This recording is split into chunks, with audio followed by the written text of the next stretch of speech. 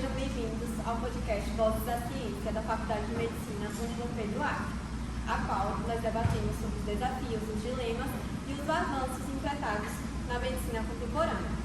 Eu sou Priscila Gonçalves de Aguilar, estudante de Medicina da Faculdade de Dom Pedro Acre, e me encontro com as estudantes Raíssa Oliveira, Gabriela Oliveira, Larissa Oliveira e Matheus Esmeralda. E hoje nós vamos tratar sobre um tema extremamente importante, que é a comunicação científica em tempos de crise. Como que as informações corretas, as informações incorretas ajudaram a salvar vidas ou também colocaram vidas em riscos, e o que nós aprendemos com a crise do Covid-19. Antes de mais nada, vamos entender o que é a comunicação científica. Comunicação científica não é só publicar artigos em revistas especializadas ou renomadas. A comunicação científica é transmitir conhecimentos produzidos pela ciência para diversos públicos, gestores de saúde, mídias, públicos em geral, população em geral. E hoje a gente vai convidar a aluna Gabriela Oliveira para falar um pouco sobre o que é a comunicação científica. Como você deu início, dizendo que a comunicação é justamente esse campo que realiza a transmissão, ele também estuda em diferentes contextos e para diferentes públicos. Entre cientistas, por meio dos artigos científicos, por meio de periódicos ou em congressos, com os públicos técnicos, como os professores e os profissionais da saúde, e com o público em geral, em contextos como entrevistas, redes sociais, as escolas ou as campanhas públicas. E, segundo Bueno, a comunicação científica é um processo dialógico que vai além de simplesmente informar. Ela envolve a interação, a compreensão mútua e adaptações às necessidades de quem recebe a mensagem. Ela pode se apoiar em diferentes textos, através de vídeos e podcasts, e formas, que são os relatórios técnicos, os posts e os infográficos. É importante destacar que comunicar ciência não significa apenas divulgar os resultados, mas também explicar os métodos, os limites do conhecimento, as certezas envolvidas e os possíveis impactos sociais e éticos. Existe uma grande diferença entre a comunicação e a divulgação científica, em que a comunicação pode envolver diferentes níveis de especialização de cientistas para cientistas e de cientistas para gestores públicos ou de cientistas para o público em geral, e pode envolver linguagem técnica pouco acessível e dependendo do público. Ela abrange toda a troca de informação sobre ciência em diferentes contextos. E a divulgação foca exclusivamente em tornar a ciência acessível para os leigos, ou seja, para aqueles que não possuem nenhuma especialização. Usam uma linguagem mais simples, mais lúdica, a linguagem do cotidiano, e tem um papel mais educativo, social e político, pois amplia o acesso ao conhecimento e promove a cultura científica. E, inclusive, a professora Leila nos deu um exemplo durante a aula da terça-feira, que foi a diferença sobre um dado e uma informação, e a gente não conseguiu responder. E que o dado seria uma coleta a partir de uma observação e seria algo mais concreto. E a informação é para que a gente usa aquele dado? Como a gente interpreta? Quando junta vários dados para dar uma informação para a população. Ou então extrair uma parte do dado para dar uma informação ou uma codificação dele. É isso. Durante a pandemia do Covid-19, nós vimos a ciência trabalhar no tempo real, quando nós vimos a produção das vacinas em andamento, os testes para detecção de infecções do Covid-19, mas também vale ressaltar que nós enfrentamos diversos desafios exclusivamente em relação às comunicações incertas, à transmissão de informações incorretas através das fake news e também muitas negligências científicas. E aí, a aluna Raíssa Oliveira vai falar um pouco sobre essa deficiência da comunicação científica durante a crise do Covid-19. A pandemia do Covid-19 evidenciou um dilema central na comunicação científica: o equilíbrio entre a rapidez na disseminação das informações e a manutenção da precisão e confiabilidade dos dados. Esse cenário desafiador foi intensificado pela chamada infodemia, que foi caracterizada pela sobrecarga de informações, muitas vezes contraditórias ou até incorretas, que dificultam a identificação de fontes confiáveis. Durante os primeiros meses da pandemia, observou-se um aumento exponencial na produção de artigos científicos relacionados à Covid. Em apenas 3 meses, foram publicados mais de 6.800 artigos, com um crescimento semanal significativo. No entanto, a maioria desses artigos constituíam não dados científicos, mas relatos, senso comum e diretrizes. Nesse caso, com poucos estudos de qualidade como revisões sistemáticas e ensaios clínicos randomizados. Além disso, a rápida disseminação de informações não verificadas nas redes, em alguns veículos de mídia também, contribuiu para a propagação de desinformação. Um exemplo notório foi o documentário Plano Limite, que espalhou teorias da conspiração sobre vacinas e medidas de saúde pública, alcançando milhares de visualizações antes de ser tirado de evidência. Outro caso amplamente documentado foi a promoção precoce da hidroxicloroquina como tratamento eficaz contra a Covid. Um estudo preliminar francês, com metodologia questionável, foi amplamente divulgado por figuras públicas e parte da mídia, antes de haver comprovação científica. O uso indiscriminado do medicamento sem respaldo de ensaios robustos causou desabastecimento, automedicação e até reações adversas graves. Estudos posteriores, como o Recovery Trial de Oxford, demonstraram a ineficácia da hidroxicloroquina no tratamento da doença, além de potenciais riscos cardíacos. Esses episódios ilustram como a necessidade de respostas rápidas em situações de emergência podem comprometer a qualidade da informação disseminada. Em contexto como o da pandemia, a velocidade de produção científica precisa ser acompanhada com rigor metodológico e comunicação responsável. A falta de controle sobre a veracidade das informações, aliada à politização de medidas sanitárias, contribuiu para a desconfiança da população e resistência a intervenções comprovadamente eficazes, como ocorreu com a vacinação. Para enfrentar esses desafios, é fundamental adotar estratégias de comunicação eficazes que priorizem a clareza, transparência e contextualização das informações. A colaboração entre cientistas, jornalistas e profissionais de saúde é essencial para garantir que o público receba informações precisas e compreensíveis. Além disso, é necessário promover a alfabetização científica da população, capacitando-a a avaliar criticamente o que consome e tomar decisões informadas sobre sua saúde. Em suma, a experiência da pandemia destaca a importância de fortalecer os mecanismos de comunicação científica, equilibrando a necessidade de rapidez com o compromisso com a precisão, para promover assim uma sociedade mais informada e resiliente diante de situações emergenciais de saúde. Esse é um tópico muito importante porque, como a Raíssa falou, pode colocar muitas vidas em risco, mas também pode salvar. Mas a maioria dos casos pode colocar muitas vidas em risco. Então é uma coisa que tem que ser analisada com muito cuidado. Bom, e onde entra o profissional de saúde durante todo esse processo? Principalmente o médico, visto que foi colocado uma grande responsabilidade, um grande poder nas mãos dos médicos, principalmente durante esse período de crise da saúde da população. E hoje a aluna Larissa Oliveira vai falar um pouco sobre o papel do profissional de saúde durante a crise de Covid-19. O profissional da saúde ele tem um papel muito importante porque as pessoas elas depositam muita credibilidade na fala dele, né? Quando as pessoas às vezes estão em dúvida, elas percebem que de fato eles estudaram, de fato eles tiveram contato, de fato elas podem confiar. Só que durante a pandemia isso foi muito testado, justamente porque tinha muitas coisas se contradizendo, né? Os políticos se contradiziam aos profissionais da saúde e a população em si, elas ficavam assim, em quem confiar? Eu confio na OMS, ou eu confio no presidente, ou eu confio no meu vizinho, ou eu confio na minha filha que está mandando um vídeo no WhatsApp. Então a gente percebe que a comunicação científica ela é muito importante, né? Não basta realizar a ciência, mas a gente tem que saber divulgar, porque se não houver adesão na população, de nada basta. Para discutir um pouco mais sobre isso, eu vou ter como base o artigo que se chama, intitulado, como o papel dos profissionais da saúde no combate à desinformação durante pandemias.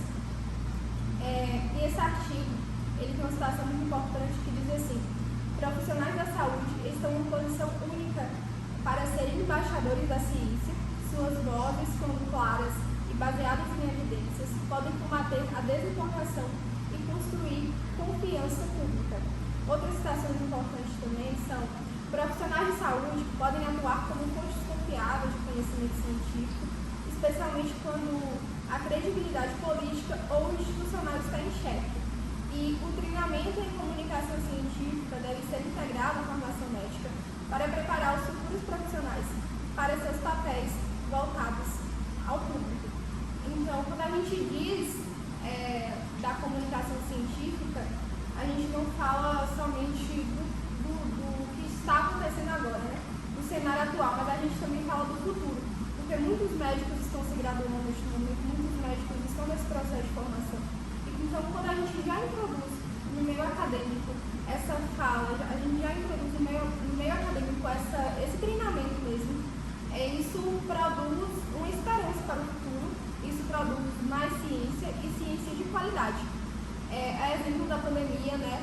Muitas pessoas ficaram com medo da vacina, muitas pessoas sequer tomaram a vacina, muitas pessoas morreram por essa falta. E a gente percebe como a gente tem que romper com essas alienações. E o médico é muito importante para isso. A partir do momento que o médico fala o que acontece no seu corpo de forma clara, de forma objetiva, que a vacina produz anticorpos, que esse anticorpo vai produzir uma memória, que quando você entrar em contato com o vírus, você vai ter uma resistência. Então, tudo isso é muito importante para as pessoas entenderem de fato os mecanismos que estão acontecendo no corpo. E para isso, como eu falei, tem que ter o treinamento e a gente tem que romper com essa desinformação e com essas fake news. Bom, e por fim, a crise nos trouxe muitos aprendizados, como a gente pode ver através da nossa discussão.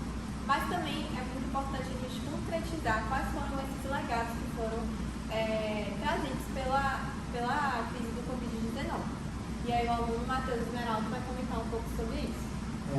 Bem, para não cometermos os mesmos erros da pandemia, o primeiro ponto a se trazer é que é necessário que haja uma comunicação clara e eficaz por parte dos médicos. Então é necessário formar médicos com habilidade de comunicação, pois não adianta o médico ter o conhecimento se ele não consegue se comunicar com a população de maneira clara e eficaz, se ele só consegue se comunicar entre os próprios profissionais da saúde, pois eles mesmos entendem as palavras que eles falam, né? Esqueci agora. Palavras técnicas. Os termos técnicos que eles falam, exatamente. E para a população se sentir segura ao tomar uma vacina ou ao tomar um remédio, é necessário que ela entenda o que é que ele está tomando. O que é que ele está tomando, para que é que serve, onde vai atuar, como que os anticorpos se criam durante a vacina. Então é necessário que os médicos se humanizem e comecem a se comunicar com o linguajar da população. Mas isso também é uma via de mão dupla, né? Porque também é necessária a alfabetização científica da população, pois em tempos de crise, se a população tem uma base de conhecimento científico, ela se torna capaz de entender as informações divulgadas e discernir entre fontes confiáveis e não confiáveis e tomar decisões conscientes para a própria saúde. Então eles vão ficar menos suscetíveis a fake news e teorias da conspiração, o que facilita o controle da situação, por assim dizer. E, por último, é necessário fortalecer a confiança entre ciência, saúde e sociedade, pois é essencial que as pessoas acreditem nas informações que são divulgadas, e para que elas acreditem, é necessário que tanto haja um linguajar mais popular, quanto haja um conhecimento científico por base da população, para eles acreditarem na informação. E essa confiança só se constrói quando a comunicação é clara, honesta e baseada em fatos, mostrando que as decisões são tomadas com base na ciência e visam o bem de todos. Sem essa confiança fica muito difícil para a sociedade seguir as recomendações e superar a crise. Como o Matheus falou, que é uma via de mão dupla, né? Inclusive essa do médico paciente, tem um artigo falando sobre isso, e essa foi a maior reclamação das pessoas que a gente visitou na IESC. Sim. Que eles não conseguiam entender e os médicos não eram tão didáticos, não ensinavam direito. Então, eles sabiam que tinham que tomar o remédio, mas não sabiam o que servia. É tanto que hoje tem muita brincadeira de que se você pergunta para o paciente, você toma algum remédio controlado? Aí ele, não. O senhor é hipertenso? Não. Aí você toma algum remédio controlado? Você tem certeza? Ele fala, acho que eu tomo losartana. Você tem pressão alta, você é hipertenso, eles não sabem. Hipertensão, você tem pressão alta, aí é uma imagem que ele já conhece mais. Exatamente. Do mesmo jeito que na última visita, a gente foi e perguntou para a mulher se ela tinha alguma doença crônica, e ela não sabia a doença crônica. Aí a gente tem que falar de maneira popular para a população. Exatamente. Também, levando em conta também o alto nível de desigualdade social, principalmente na região rural, em que não temos tanto acesso à escolarização, e nessas regiões o índice de analfabetismo é muito alto. Então, para fora dessa linha de raciocínio de ser só da sociedade para os médicos, tem que ter essa do médico do paciente, levar em consideração o ambiente que ele está, o lugar que ele está atuando. E a gente percebe que a educação é importante, inclusive a professora também já deu esse dado, de que quando a mãe ela é escolarizada, a criança ela tem mais chances de sobrevivência, né, nos primeiros 8 anos de vida. É algo que vai ser sempre seguido? Não, né? Tudo tem exceção, mas é uma probabilidade, porque a educação ela traz saúde. Quando você sabe o que você está fazendo, o remédio que você toma, a vacina que você toma, quando você divulga isso, você está também promovendo saúde. Por isso que a gente fala que a comunicação científica ela é tão importante, porque muitas pessoas, durante a pandemia, elas passaram por ansiedade. Teve uma visita nossa também que sofreu muito de ansiedade. Mas quando a gente tem essa comunicação mais clara do que está acontecendo, que as pessoas podem ficar bem, se seguirem as medidas corretas, as medidas preventivas, as medidas sanitárias. Por isso que a gente acha muito importante essa pauta. E só para destacar, a gente falou IESC e ESC. IESC aqui na nossa faculdade é a disciplina de integração, ensino, saúde e comunidade. E a gente trabalha justamente com a comunidade, entendendo os percalços dessa comunidade, as dificuldades dessa comunidade. E a gente tem um olhar, né, clínico sobre isso, um olhar médico, onde a gente estuda aqui. E humanizado também. Exato. E além de tudo, compreender a medicina como uma ciência da sociedade, né, e não só uma ciência de laboratório. Até porque em uma das minhas visitas, né, de integração ensino-comunidade, eu tive, né, a conversação com uma paciente que tinha apenas 6ª série e ela foi informada sobre os riscos de câncer de mama por meio da televisão. Ela foi procurar auxílio médico por conta do que ela viu na televisão. Então, às vezes, a gente também tem que contribuir com as mídias, né? Muitas vezes a pessoa não tem acesso direto ao atendimento médico e quando tem, como foi citado, às vezes a informação não é democratizada. Então, compreender a medicina como uma ciência social faz com que o médico seja eficaz em tratar o ser humano e não somente uma doença.